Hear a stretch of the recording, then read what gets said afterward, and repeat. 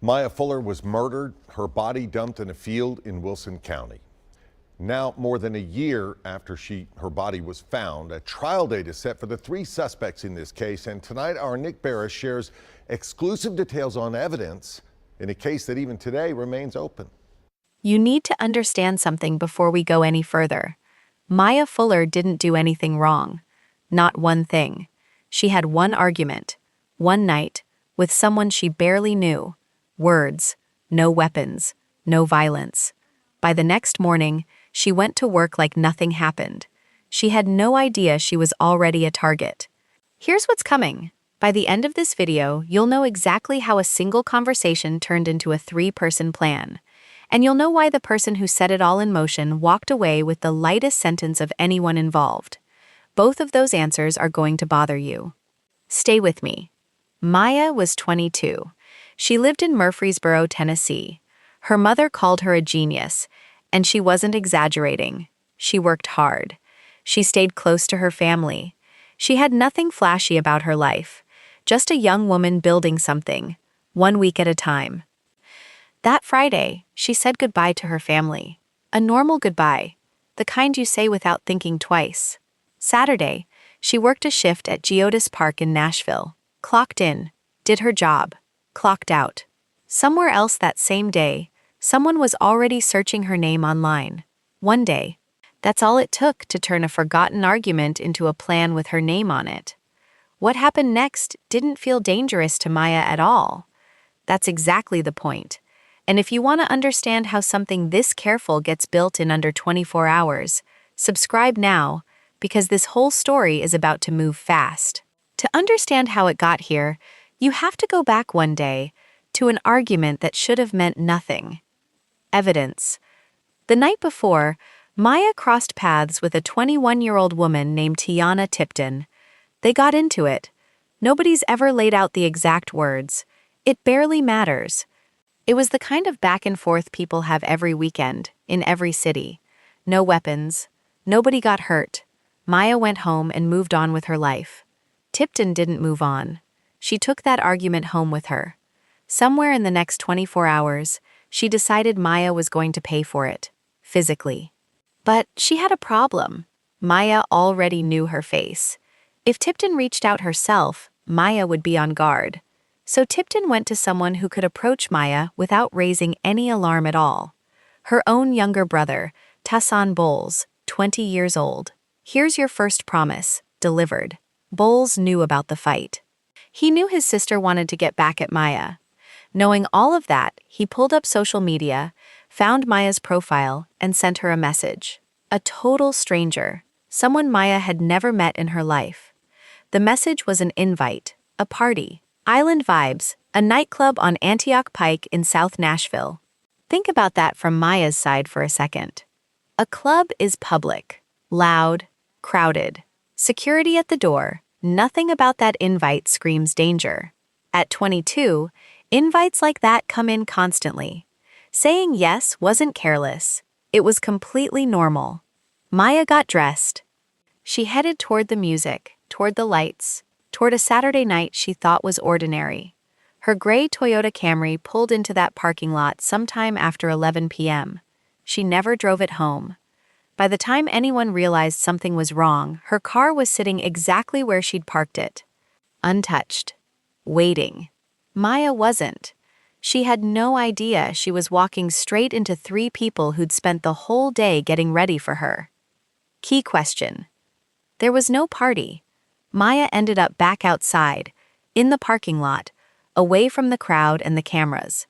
That's where they were waiting. Here's your second promise, delivered. This is exactly how it happened. Tiana Tipton confronted her first, and she wasn't alone. A third person, 20-year-old Lamira Pipkins, joined the attack. 2 against 1, in the dark, away from the music and the lights. Maya fought back anyway. She fought both of them, outnumbered, for her life. But 2 against 1, planned out hours in advance, only ends one way. They beat her badly enough to break her ribs and shatter her leg. Then they forced her, beaten and barely conscious, into the trunk of a car. Sit with that for a second. That morning, she'd been home with her family. That afternoon, she clocked out of a normal shift.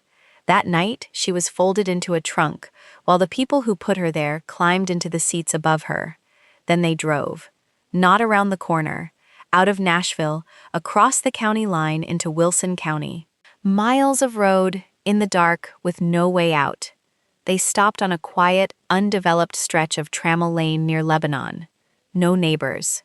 No witnesses. Exactly the kind of place you pick when you don't want anyone to hear anything. The trunk opened again. Tiana Tipton shot Maya 7 times. Not one shot in panic, 7 separate decisions. They left her in the dirt and drove home like nothing happened. Here's the question nobody in that courtroom could ever fully answer. Why does one forgotten argument end with 3 people under 21 deciding a stranger doesn't get to see another Monday? No weapon was ever pulled the night before. No threat was ever made. So where did 7 bullets come from? I don't think there's a clean answer to that. I think that's what makes this case so hard to let go of. What's your theory? Was this ever really about the argument at all, or did it become about something else? Tell me below. It would take almost a full year, and a body found completely by accident, before anyone outside that car knew any of this happened. Investigators now had a body, a location, and almost no one talking, but that was about to change. Suspect Truth, August 6, 2022. About a week after Maya disappeared, workers on that property near Trammell Lane smelled something wrong. They found human remains behind the development. The medical examiner confirmed it. Maya Fuller. Cause of death, multiple gunshot wounds. Her broken ribs and shattered leg told investigators the rest of the story before anyone said a word. The Wilson County Sheriff's Office refused to let this go cold. The reward climbed to $5,000. The family's private fund reached $21,100. Justice will be served for Maya and her family, Sheriff Robert Bryan told reporters at the time. The real break came January 17th, almost 6 months later, when search warrants finally hit multiple suspects at once. A grand jury indicted all 3: Tiana Tipton, Tashawn Bowles, Lamira Pipkins, first-degree murder, kidnapping, abuse of a corpse. Then came the pleas, spread out over almost a year, each one reopening the wound.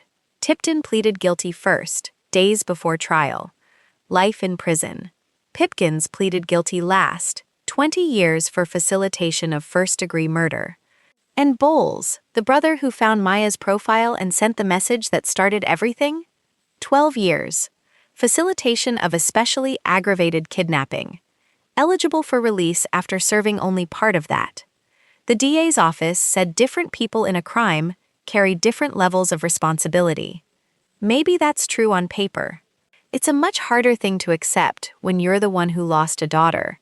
The person who set the entire plan in motion got the lightest sentence of all 3. I want to know if that sits right with you, because it clearly didn't sit right with Maya's family. 3 guilty pleas. 3 very different numbers. And a family left to make sense of the gap between them. Unresolved close gap. Maya's mother stood in that courtroom and said what no sentence could ever fix. She was and will always be the light in my eyes, she told the room, her voice breaking. She said Maya just went to a party. That's it, nothing more. Nobody in that courtroom ever gave a real answer to the biggest question left standing. Why? Why did an argument that lasted one night turn into a plan that took a year to unravel? The court never fully explained it. Maybe nobody ever will. What we do know is this.